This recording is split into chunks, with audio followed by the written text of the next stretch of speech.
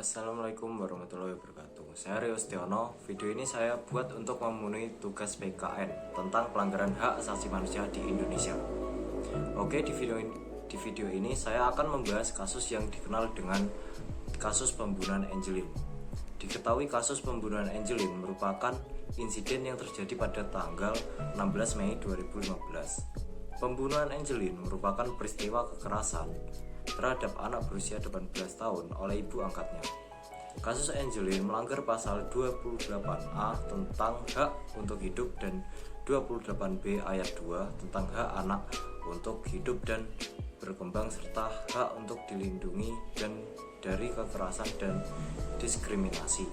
Kronologi kejadian: pada tanggal 17 Mei, keluarga Angelin membuat fanspage di Facebook berisikan informasi bahwa Angelin hilang. Laman tersebut dibuat oleh salah satu kakak angkat Angelin yang sedang kuliah di Amerika Serikat, yaitu Christine. Keesokan harinya, berbagai media massa turut memberitakan kehilangan tersebut. Berdasarkan informasi dari Yvonne, dikabarkan bahwa adiknya hilang saat mereka bermain di depan rumah sekitar pukul 3 WITA. Setelah tidak juga ditemukan sampai pukul 6, maka kemudian Yvonne melaporkan ke polisi. Tim mencari anak hilang dari kepolisian lantas mencarinya di Denpasar sampai ke Banyuwangi. Mereka sudah memiliki kekhawatiran bahwa hilangnya Angelin bukan karena diculik atau melarikan diri, tapi justru dibunuh. Hal ini dinyatakan oleh pendamping hukum P2T, P2A. Siti Sapura telah mencurigai siapapun termasuk ibu angkatnya. Hal tersebut didasari minimnya indikasi yang mereka temukan bahwa Angelin hilang di sekitar rumah atau diambil seseorang. Pencarian Angelin terhenti setelah ia ditemukan dalam keadaan tewas terkubur di halaman belakang rumahnya pada hari Rabu 10 Juni 2015. Jasadnya dalam kondisi membusuk di bawah pohon pisang ditumpuk sampah, terkubur bersama bonekanya.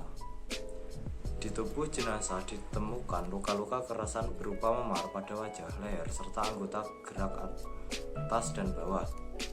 Di punggung kanan jenazah ditemukan luka sundutan rokok. Selain itu ditemukan juga luka lilitan dari tali plastik sebanyak 4 lilitan.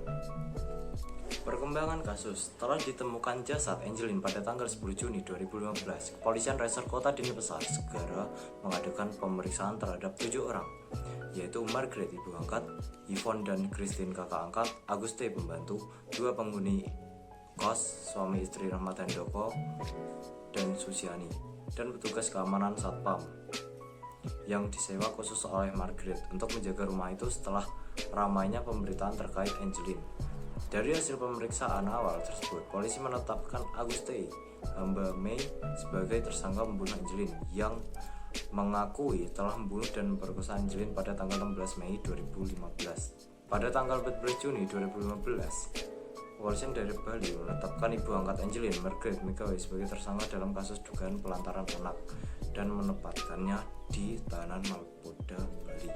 Pada tanggal 20 Juni 2015, Margaret ditetapkan sebagai tersangka dalam kasus pembunuhan berdasarkan 3 alat bukti, yaitu pengakuan Agus, bukti-bukti kedokteran forensik, dan hasil olah tempat kejadian perkara atau TKP oleh tim forensik Polrestabes Denpasar. Invasi Polda Bali. Dari bukti-bukti tersebut, Margaret juga menjadi otak pembunuhan dan Agus hanya membantu menguburkan jasad Angelin. Pada tanggal 6 Juni 2015, Polrestabes Denpasar menggelar rekonstruksi pembunuhan Angelin di tempat kejadian perkara di Jalan Sedap Malam 26 Denpasar. Dihadiri 2 tersangka. Penyelesaian kasus: atas kasus ini, jaksa penuntut umum menuntut Aguste dengan vonis 12 tahun penjara dan denda 1 miliar rupiah pada Selasa 2 Februari 2016. Aguste tidak didakwa sebagai pembunuh Angelin, tapi melakukan pembiaran yang menyebabkan meninggalnya Angelin. 2 hari berselang, Margaret dituntut dengan penjara seumur hidup. Menanggapi tuntutan ini, kuasa hukum Margaret menyatakan bahwa tuntutan ini adalah imajinatif. Pada tanggal 29 Februari 2016, hakim mengabulkan tuntutan jaksa dengan menjatuhkan vonis seumur hidup pada Margaret. Pada hari yang sama, ibu kandung Angelin, Hamidah, menyatakan ketidakpuasan dengan menyatakan bahwa seharusnya Margaret dijatuhi hukuman mati. Namun demikian, pada Mei 2016, Hakim PT Bali menguatkan vonis yang dijatuhkan oleh PN Denpasar kembali tidak puas atas vonis hakim. Keduanya mengajukan kasasi ke Mahkamah Agung. Namun demikian, vonis tetap tidak berubah setelah Hakim Agung menguatkan putusan sebelumnya pada Februari 2017. Itulah tadi kasus pelanggaran HAM di Indonesia. Apabila ada salah, saya mohon maaf. Sekian, terima kasih. Wassalamualaikum warahmatullahi wabarakatuh.